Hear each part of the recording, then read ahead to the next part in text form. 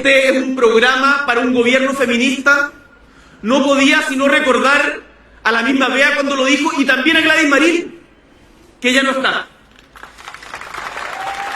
Cuando hablamos en un programa como este de la historia del pueblo de Chile, cuando buscamos reconocernos en las preocupaciones, en las angustias y en las esperanzas, porque hay un tránsito que es muy fino entre la angustia y la esperanza, entre el miedo y la esperanza. Nosotros decimos que hemos sido parte de ese proceso de cambio. Y por eso hoy día presentamos este programa en un momento particular en Chile. Uno, siempre decimos, no hace política en abstracto. La política se hace situada en un momento concreto, particular. ¿Cuál es este momento particular en Chile y en el mundo?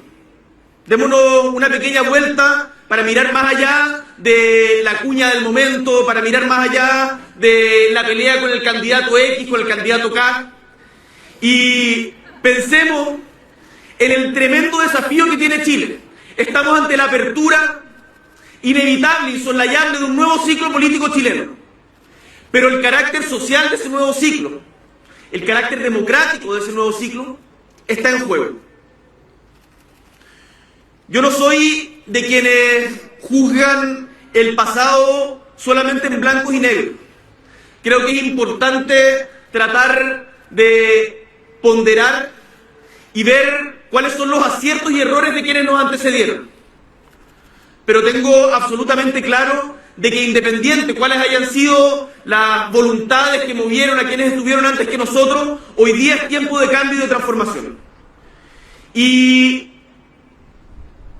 el proceso constituyente, por el cual hemos luchado tanto de hace tanto tiempo, por el cual muchas generaciones han luchado tanto desde el mismo momento en que se impuso la Constitución autoritaria de 1980 mediante el fraude y el crimen, hoy día tenemos este proceso constituyente paritario, con participación de pueblos originarios, una representación de la diversidad de Chile que no había tenido la institucionalidad quizás nunca.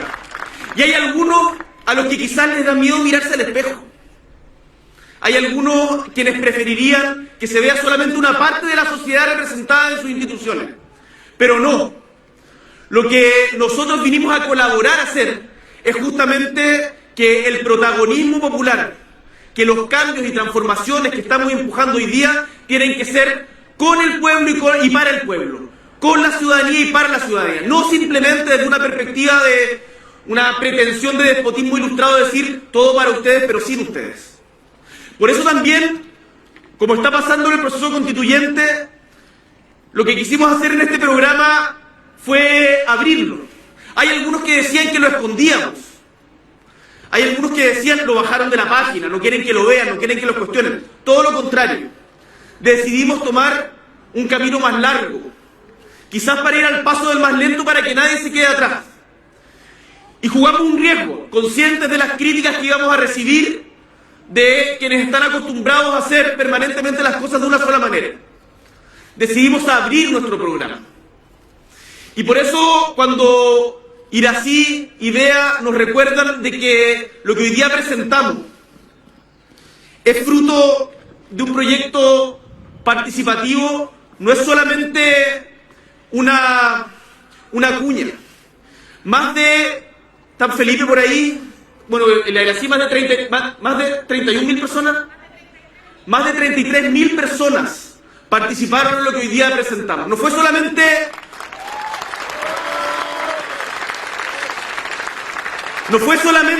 un equipo de personas expertas en la materia, que sí son muy necesarios, sino, tal como nos decían también en el consejo académico, asesor académico que formamos el otro día, nos decían, es importante volver a vincular a la academia y la expertise con las luchas sociales. ¿Por qué la academia va a estar siempre encerrada en una torre de marfil a la cual no se puede llegar? Por eso es tan valioso que este programa haya sido construido participativamente en todo Chile. Estuvimos en todas las regiones, partió hace mucho rato con dos candidaturas distintas que decidimos encontrarnos en pos de un proyecto común. Y tuvimos una primaria en la que participaron 1.700.000 personas. Después de eso, lanzamos este programa, este proceso participativo en Arica, a orillas, no, a los pies del Morro de Arica, con una actividad que fue simbólicamente muy bonita, con participación de los pueblos aymara, y que nos dio una noción de hacia dónde íbamos, construir en colectivo. Estuvimos después bajando por Chile. Antes en la primaria lo habíamos hecho al revés, partimos desde Magallanes, ahora partimos desde Arica. La foto que ustedes ven atrás, esta foto, no es una foto impostada, no le dijimos a ella que pose, sino que es una familia campesina. Es una familia campesina en el desierto, en San Pedro de Atacama, donde crecen cosas pese a que algunos no lo vean. Y lo que nos decía la familia, un padre, una madre, dos hijas y un niño, es que tenían esperanza en ese lugar, alejado de todo centro urbano. Nos decían de que tenían esperanza de que ellos, que habían estado muchísimos años en esa zona, que su familia venía de los pueblos originarios, tenían esperanza en que Chile pudiera incluirlos y en que ellos se sintieran parte. Y yo creo que esa es la sensación que tenemos que tratar de transmitir, y quiero, antes de empezar a hablar de los temas programáticos, transmitirle a ustedes, a todos quienes nos estén escuchando, un sentido de urgencia, compañeros y compañeras. Esta elección no está ganada. No está asegurado quiénes van a estar en la segunda vuelta. Acá el que se confía, el que peca de arrogancia, el que cree que se la sabe todas va a perder. No podemos ser aquellos.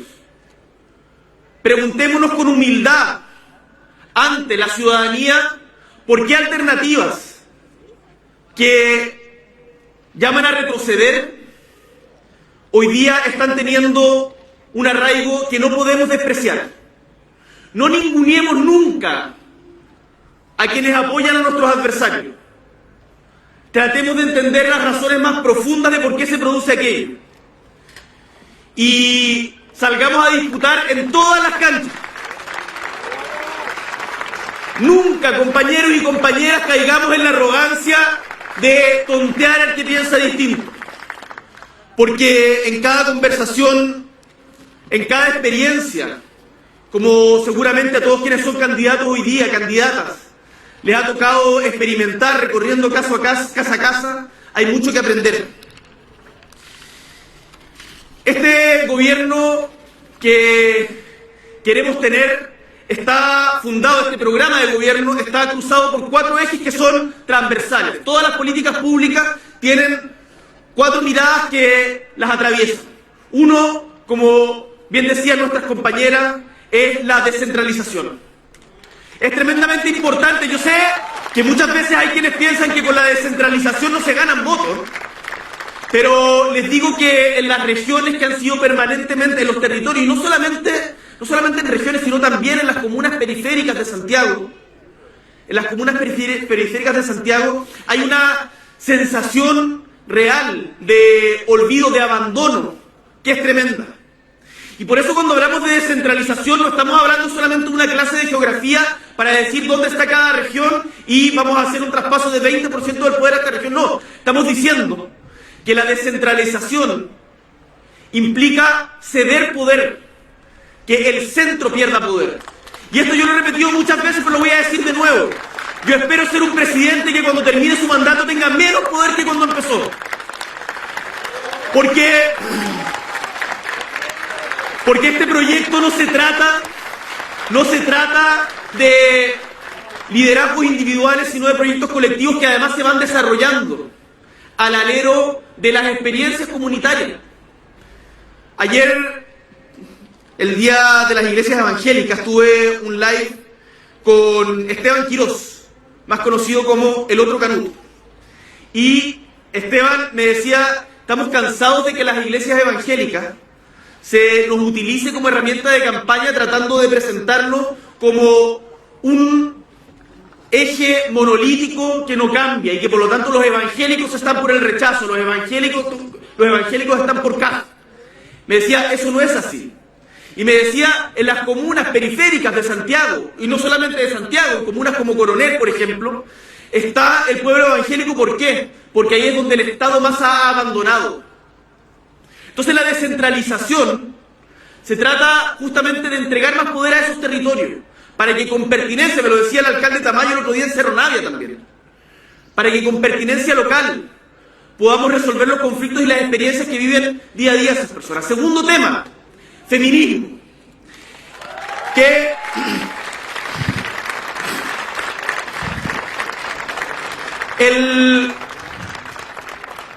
las revueltas feministas han sido quizás los cambios tectónicos más importantes que hemos vivido en el último tiempo. Y el entender, no solamente de que, porque uno no puede jugar solamente en función de responder a las caricaturas de uno. El feminismo no se trata solamente de tener o no tener el Ministerio de la Mujer. Hay algunos, claro, que quieren cerrarlo, que quieren retroceder. Pero no es suficiente con decir no lo vamos a mantener. No podemos quedarnos solamente en esa cancha.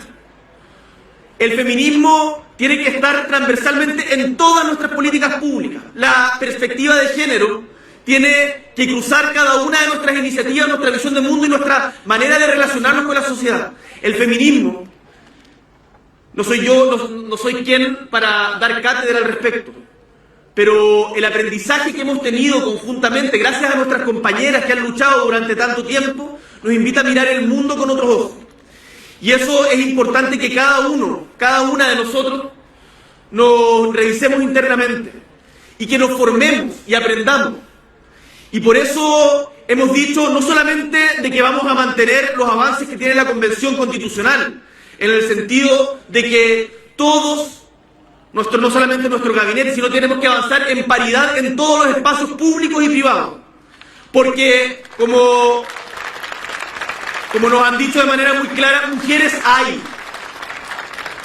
Sino también incluir a las diversidades y disidencias sexuales que han estado ignoradas y discriminadas durante demasiado tiempo. Y hoy día hay una alternativa en la papeleta que está diciendo que las van a discriminar aún más. Por lo tanto, lo que nos enfrentamos para algunos incluso puede ser de vida o muerte. Tomémonos en serio el peso de esa responsabilidad.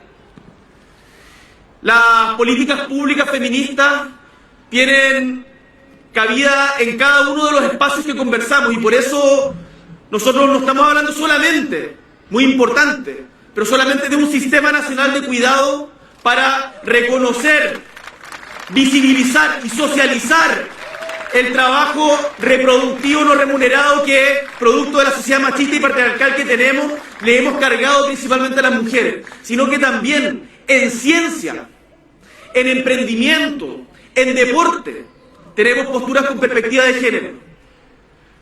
El otro día tuve una reunión con emprendedores de startups con base tecnológica y los CEOs, los gerentes, qué sé yo, me decía, como nos hacían preguntas, y solo una mujer estaba ahí, de un emprendimiento muy interesante para poder tratar de tener una vida sana a partir de la nutrición y el deporte. Y me decía, te preguntarás por qué soy la única mujer. Esa fue su intervención, era te preguntarás por qué soy la única mujer. Y afortunadamente, gracias al trabajo de nuestras compañeras en el programa, nosotros en materia de emprendimiento e innovación teníamos una propuesta específica para justamente fomentar el trabajo de no solamente el empleo femenino, que ha retrocedido mucho tiempo durante esta pandemia, sino además los liderazgos de mujeres en emprendimiento. Y el poder encontrar en cada una de nuestras propuestas, en deporte, con nuestra compañera Yona Rosfeld, de cómo es posible de que hasta el día de hoy las mujeres no tengan contratos profesionales, por ejemplo en el fútbol, Es absurdo. O sea, en todas las políticas públicas ustedes van a encontrar una mirada feminista, no solamente reducido al Ministerio de la Mujer. Tercer eje, que es tremendamente importante, y quizás, bueno, todos estamos sufriendo, yo voy a empezar a mojar acá dentro de poquito, el cambio en la crisis climática, no sé, no me acuerdo si Santiago era así siempre, pero sí que les pido disculpas por lo poco digno de esto, pero sí soy un poco, la campaña nos ayuda a ese orden. La crisis climática, compañeros y compañeras. ¿Y saben quién la tiene más clara que nadie? Los niños y las niñas. Y por eso es tan bonito, lo que ha pasado con lo que se ha transformado de alguna manera el símbolo de la campaña, el árbol. Porque el árbol representa no solamente el subirnos a un lugar para tratar de ver el horizonte y bajarnos para estar con los pies bien puestos en la tierra. Para los niños y niñas, cuando dicen ¿por quién vota? Dicen por el del árbol. Por supuesto, por el del árbol. Porque el árbol representa esperanza, representa nuestra preocupación, nuestra convicción con un medio ambiente que sea sostenible en el tiempo, con un modelo de desarrollo que sea sostenible en el tiempo. Y por eso hemos dicho de que vamos a ser el primer gobierno ecologista de nuestra historia. Pero, ojo que esto no es un capricho ni tampoco una frase, es una necesidad. Si no lo somos, y hoy día se están juntando en Escocia, en la COP26, si todos los gobiernos del mundo, en particular los países más desarrollados, porque también tenemos que hablar no solamente de crisis climática, sino también de justicia climática, todos tenemos que hacer un esfuerzo. Y yo espero también retomar una vieja tradición que me parece deseable, que se ha perdido en el último tiempo, particularmente con este mal gobierno, que es el internacionalismo. Porque los países del sur tenemos que unirnos frente a quienes no quieran llevar adelante estos cambios. Y hay compromisos muy importantes. Mientras algunos candidatos dicen, Kast en particular, que quiere mantener las centrales a carbón, nosotros estamos hablando no solamente de diversificar nuestra matriz energética, sino de terminar con el uso de combustibles fósiles. Estamos hablando de procesos de transición justa, porque en esto hay preocupaciones. Y también tenemos que aprender de las experiencias del pasado, cuando se cerraron las minas a carbón en Lota, que se cerraron no porque fuera problemático medioambientalmente, sino porque no eran rentables en ese momento. Se le dijo a los trabajadores, no te preocupes, puedes ser peluquero. Hoy día, Lota es una de las comunas más pobres de Chile. Desde esa época. Porque el Estado la abandonó. Y por lo tanto, en nuestro proceso de transición y de nuestro gobierno ecológico, tenemos que crear comisiones de transición justa, que impliquen que las industrias extractivas contaminantes vayan avanzando sin destruir justamente los empleos, sin generar mayor incertidumbre hacia empleos que sean sustentables y sostenibles con el medio ambiente. Y eso va a ser una tremenda pega, va a ser difícil, porque vamos a tener que juntar a quienes durante mucho tiempo no han hablado entre ellos, comunidades y empresas, trabajadores y empresarios. Pero ¿cuál es yo creo, una de las virtudes de nuestra campaña? Es que podemos, y de los liderazgos que hoy día están aquí expresados, es que podemos poner de acuerdo a gente que piensa distinto en función de un bien común. ¿Y qué bien común más grande que enfrentar la crisis climática? Porque sin planeta no hay nada de lo otro que estamos discutiendo. Así que ese es un compromiso también que cruza todo el programa transversalmente. Y en cuarto lugar, el otro eje que cruza todo el programa es el trabajo digno. Acá, durante mucho tiempo, en Chile, se asumió de que los dueños del capital daban trabajo. Nosotros tenemos la convicción de que el capital necesita trabajo y que la riqueza en Chile la crean las y los trabajadores, y que por lo tanto las y los trabajadores tienen todo el derecho a organizarse mediante negociaciones ramales, tienen todo el derecho a tener un trabajo digno y salarios que reflejen el valor de su trabajo. Por eso también es tremendamente importante iniciativas que hemos estado impulsando desde el Congreso, y donde acá tenemos a su principal exponente, Camila Vallejo, con el proyecto de 40 horas,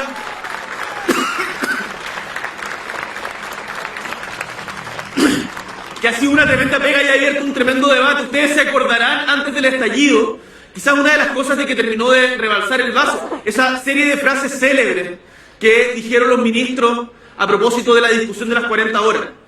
Alexis no va a poder tirar el penal porque se le van a terminar las 40 horas, los bomberos no van a poder apagar el fuego porque van a decir, no, te terminó. O sea, todo ese tipo de frases ridículas y absurdas también fueron un detonante. Y ahí hay una incomprensión de la importancia que tiene, porque esto no es una demanda de la izquierda radical como tratan de pintarla. Es estar preocupados por la familia. Acá muchas veces hay algunos que hacen gárgara con la preocupación con la familia solamente desde el punto de vista valórico conservador. Nosotros decimos preocuparnos por la familia. Hoy día es asegurarnos de que un padre o una madre pueda leerle un cuento al niño o a la niña antes de dormir. Es asegurarnos de que los tiempos de transporte no les impidan estar en familia. Es asegurarnos de que hayan derechos sociales universales garantizados sin importar el tamaño de la billetera. Y eso, mediante este eje transversal del trabajo digno, es tremendamente importante.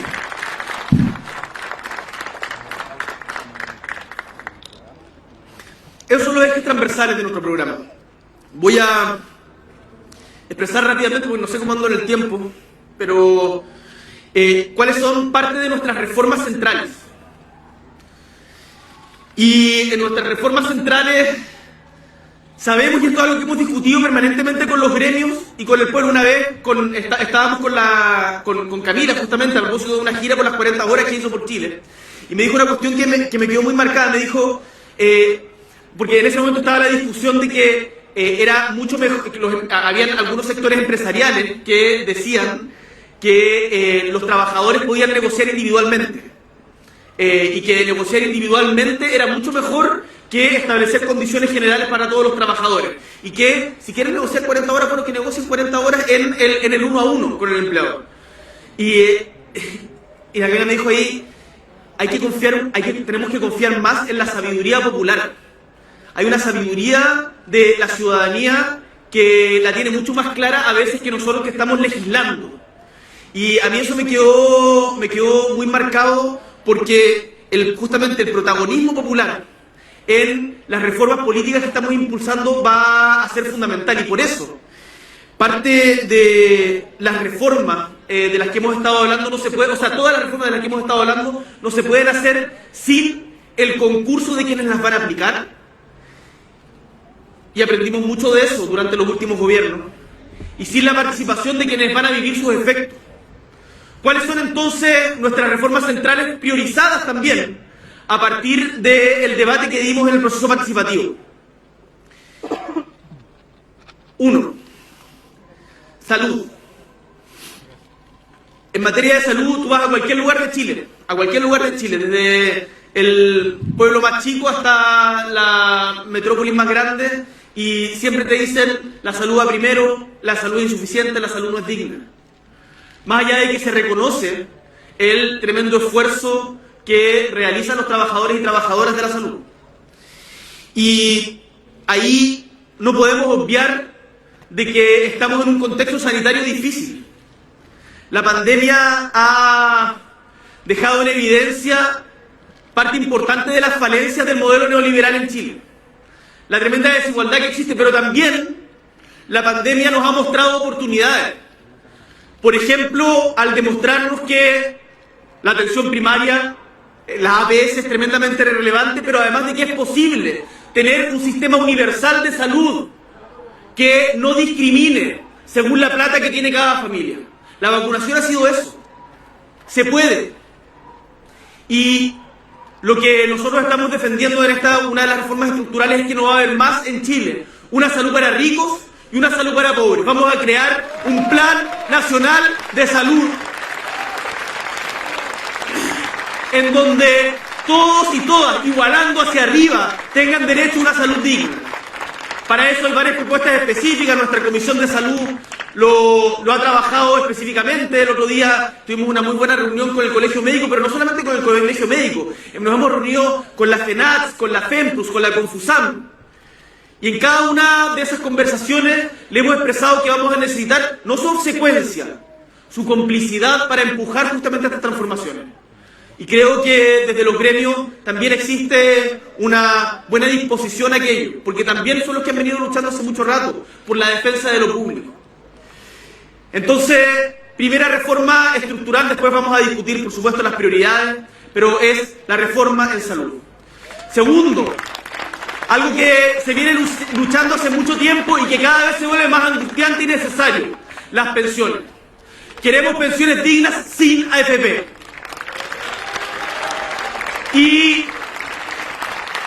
el objetivo de nuestra reforma en pensiones es que todos, incluidas las mujeres, a quienes durante mucho tiempo les han dicho que tienen malas pensiones porque tienen lagunas porque no han trabajado. Vaya falta de respeto, tienen lagunas porque no han trabajado. Cuando se han sacado la cresta en trabajo no reconocido, invisibilizado. Todas las personas en Chile, incluidas las mujeres, van a tener acceso a una pensión digna. Y eso va a ser distinto al sistema que tenemos ahora. Por cierto que hay una transición hacia allá. Este tipo de cambios no se pueden hacer de la noche a la mañana. Pero mientras hoy día tenemos un sistema que hace negocio a partir del trabajo de los chilenos y chilenas, vamos a construir un sistema distinto, que sea público, sin fines de lucro, que sea autónomo, que logre entregar pensiones dignas a todos sin importar la condición o calidad que tengan. Eso tiene un costo importante. Va a ser difícil, va a generar resistencias, como ya ustedes pueden haber visto en los últimos días, pero tenemos la convicción de que es profundamente necesario. Porque mientras también otra candidatura propone no solo mantener las AFP, sino invitar al creador de la misma, José Piñera, que sea su ministro de Hacienda, nosotros decimos exactamente lo contrario. Tenemos diferencias profundas, compañeros y compañeras. Y por eso insisto en el llamado y sentido de urgencia que le tenemos que dar a estas 3 semanas, 2 semanas y media que quedan de campaña. Dejemos los pies en la calle a los candidatos y candidatas con sus equipos. Recorran todos sus barrios. Hablemosle, salgamos de nuestros círculos de confianza, no nos hablemos entre nosotros mismos. Salgamos a convencer a quienes no conocemos.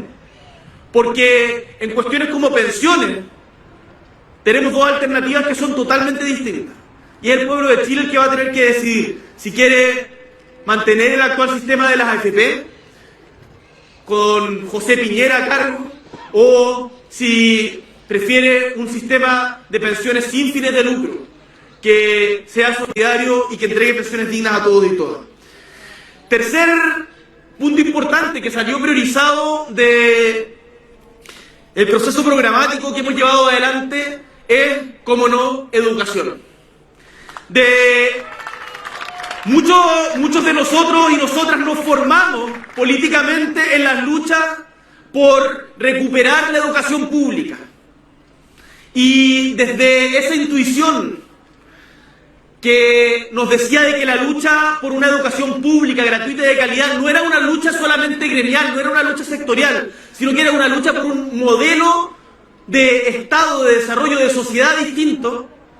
Hoy día es que llegamos hasta acá. Y por lo tanto la educación, que es ese espacio en donde todos debiéramos poder encontrarnos como iguales, hoy día también está en jaque. Mientras otras candidaturas proponen discriminar según el tipo de familia de la cual se provenga, en donde se va a favorecer a aquellas familias heterosexuales, casados. Nosotros decimos todas las familias, independiente de cuál sea su opción, su orientación, merecen absolutamente el mismo respeto y eso en educación se tiene que ver reflejado. Y por lo tanto, el construir un sistema público, gratuito y de calidad va a ser prioridad de nuestro gobierno, porque además, una de las brechas más grandes que vamos a tener que enfrentar, otra pandemia silenciosa, es la tremenda brecha que se ha generado en materia educacional después de la pandemia. Eso es tremendo, tenemos que conversar más al respecto. Y ahí hemos hablado con diferentes gremios, con los profesores, profesoras, para buscar un plan que se haga cargo justamente de este tremendo déficit. Y también reconocer a los maestros y maestras, a los profesores y profesoras en su valor, partiendo por los que llevan más tiempo, partiendo por el reconocimiento de la deuda histórica a los profesores y profesoras que durante tanto tiempo les han dado portazos en la cara.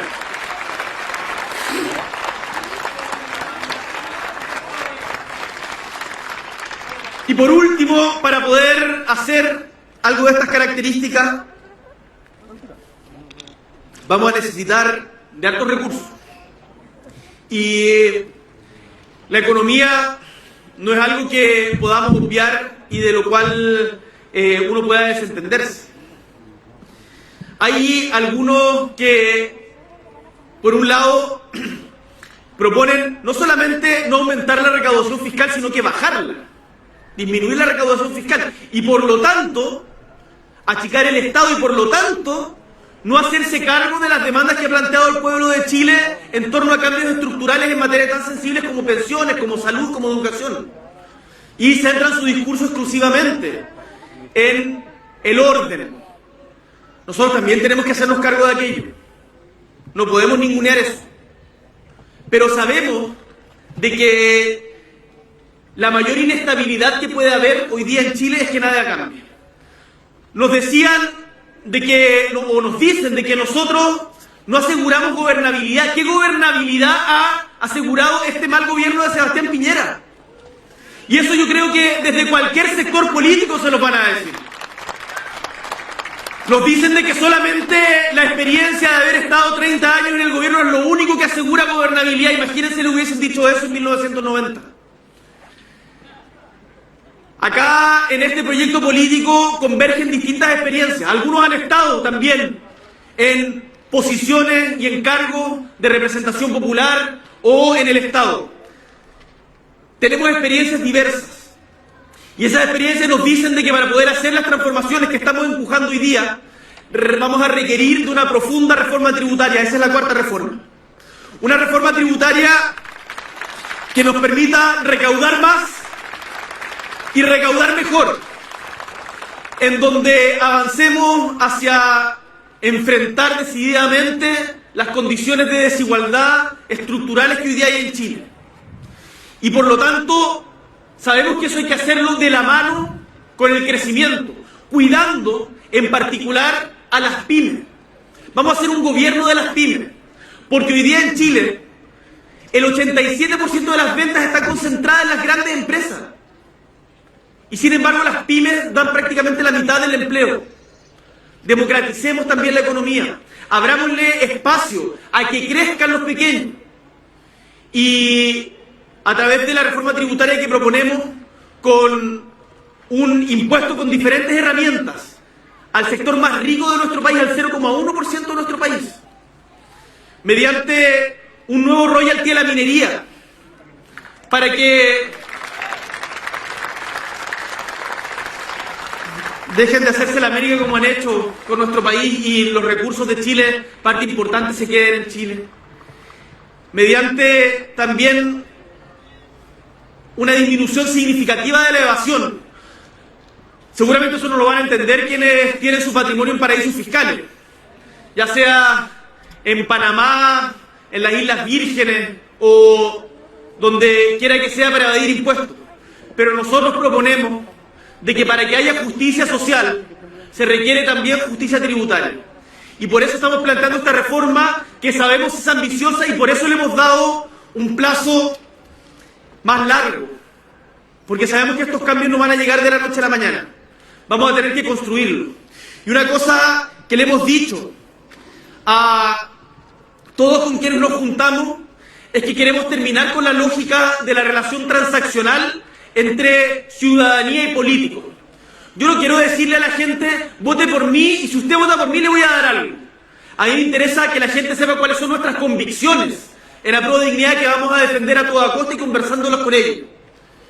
Y en ese sentido, también en nuestro programa, yo me he referido solamente a los ejes transversales y a las propuestas, a las reformas estructurales, pero tenemos propuestas en muchísimas otras áreas.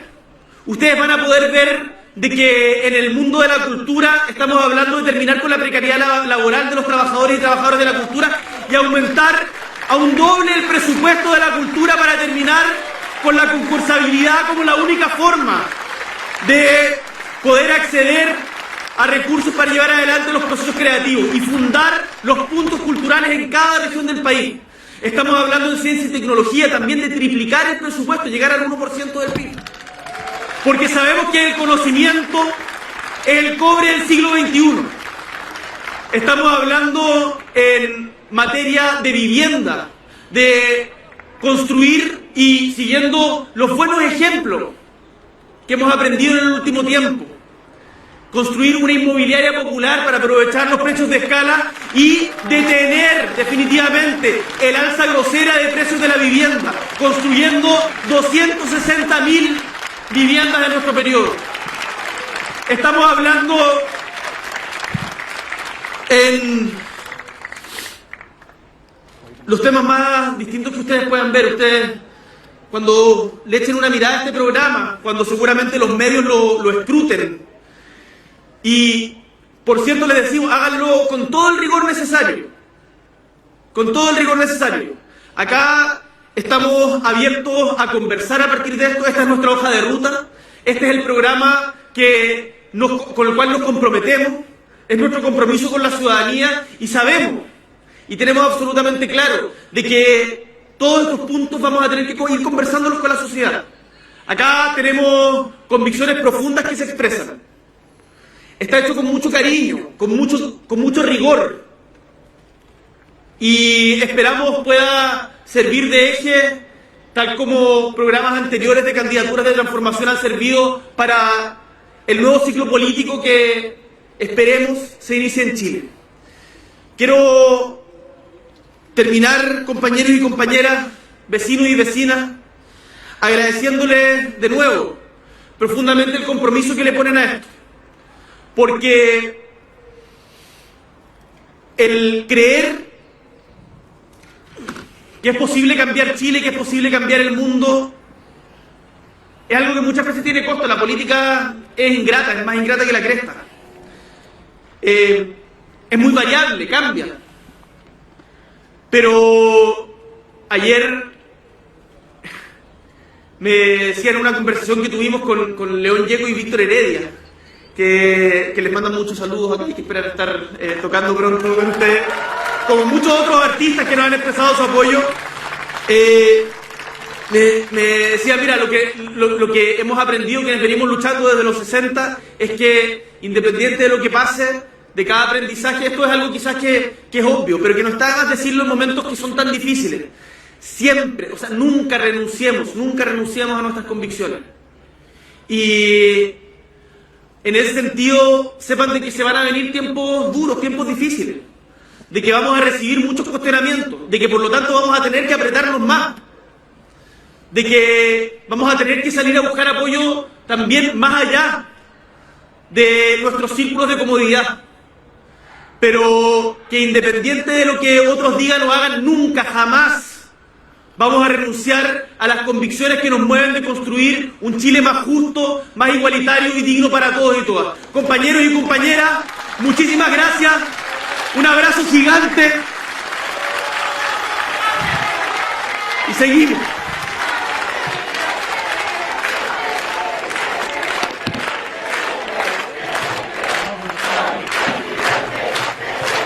Se siente Boric presidente. Un enorme aplauso para nuestro candidato presidencial, Gabriel.